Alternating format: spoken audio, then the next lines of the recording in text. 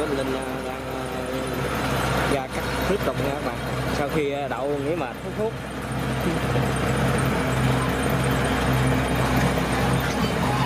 Rồi quay rồi cái mình phỏng vấn tao luôn, mấy vợ tao nói ra này rồi mình đăng kênh lên là tao kể từ hồi tao đi quá giờ.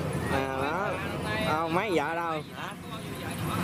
Đi từ lúc mà màn máy tới giờ được mấy vợ rồi? Cả chục rồi đó. Cả chục rồi đó. Ở đâu chứ ở đâu? Có hết trơn á. Bạc Liêu, Vĩnh Thuận, cái gì? Nhà ngang săn gạch luôn phải không? Tới đây có vô gà. Còn chợ với nhà ngang anh còn không? Dạ. Anh vợ với nhà ngang còn nữa, đồ ghê thiệt. Chết luôn. Vừa về tới quá dữ luôn. Mình đi luôn đi.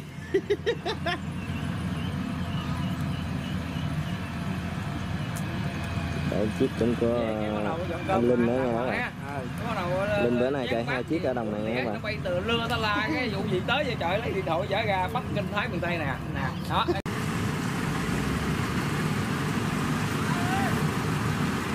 Hết bao rồi. Chạy ngoại tới ơi, hết bao rồi.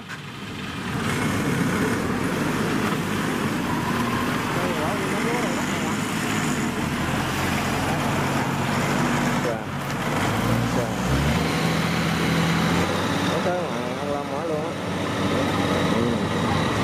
1.500 mét nè.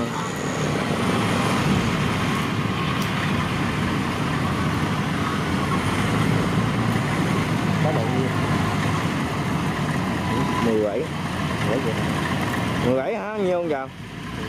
Mới hả? Cái này nè. Cái này đi vô có mới tới 20 nữa đó. 20 hả? Việt Nam là 21 đó. có gì rồi. Đầu tư đi rồi. Hốt qua bên.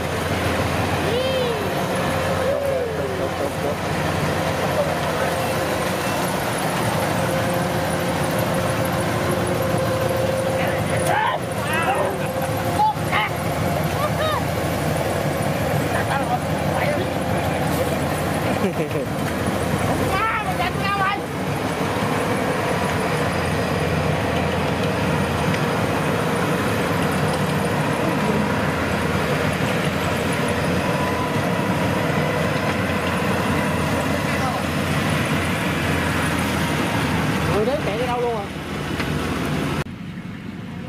Nhậu mẹ xíu. Nó một cái lần chị mua cái thuốc này. Đó, còn khúc nữa là xong rồi các bạn. Xong miếng bên đây.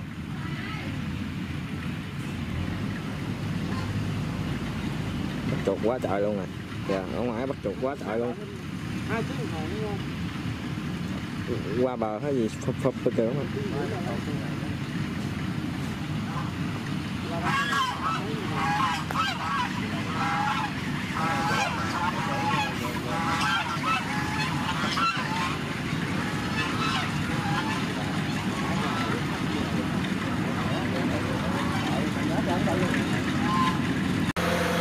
Rồi con này qua con khác các bạn.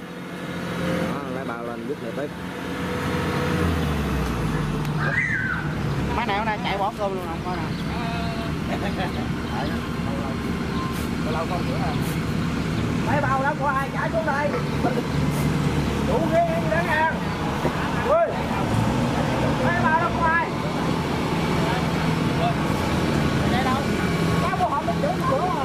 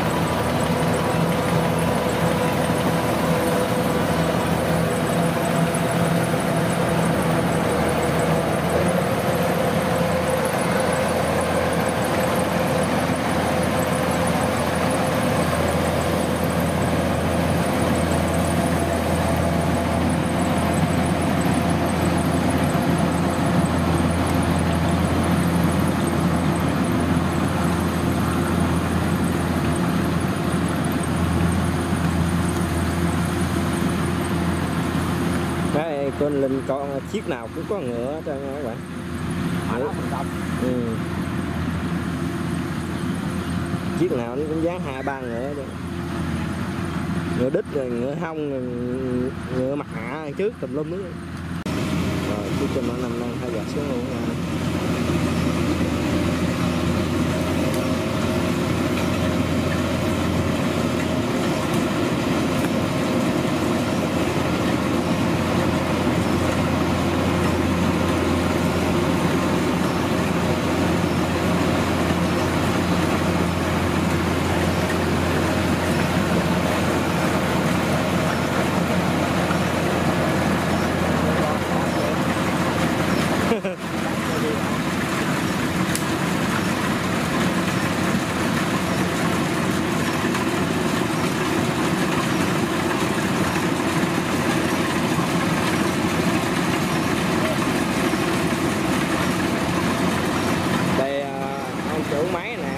Tài xế táp vô đi ăn nè các bạn.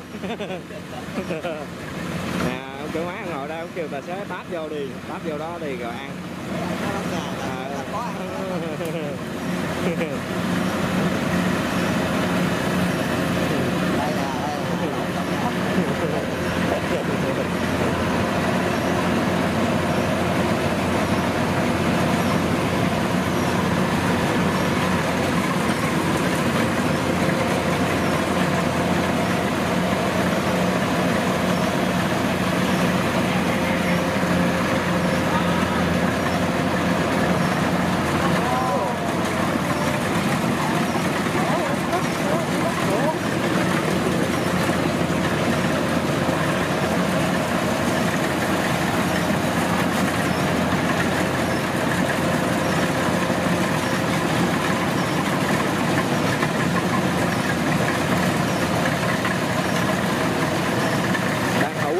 Sắn vô từ từ thủ vừa phục là giật lại.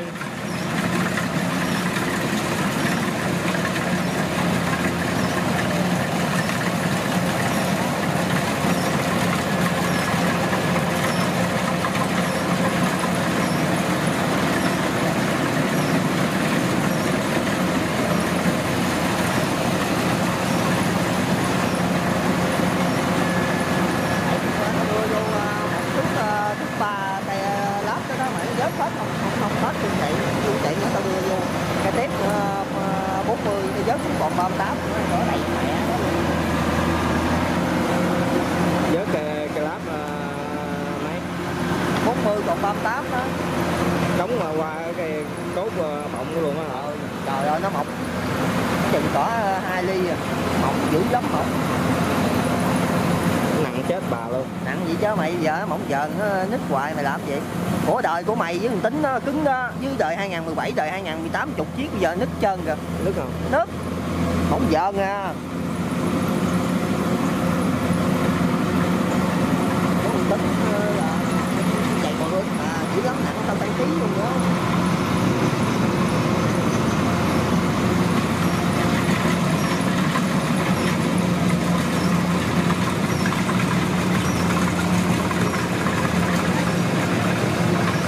Tới giữa là được rồi, bên đây nè, bên chỗ kiến đó, tôi được rồi, gãy như đó. Gãy đáp vô nó đóng vô dài không? Đóng vô có 2-3 phân nè. 2-3 phân nè. 2-3 phân. Ủa đâu, gặp tắt chứ. Tắt không được rồi. Gãy ngang cái gì? Cái xích nó hàng á. Gãy nó mày. Gãy nữa, gãy xích nó qua vô đóng vô trong ở trên lệch thì nhiêu nè. Nhiều cái tao lấy ba lạng hồ. Tao đóng không xuống đó. Lấy ba lạng thấu vô. Gạch vô. Gạch rồi xăng kê để được xuống 8% vậy luôn.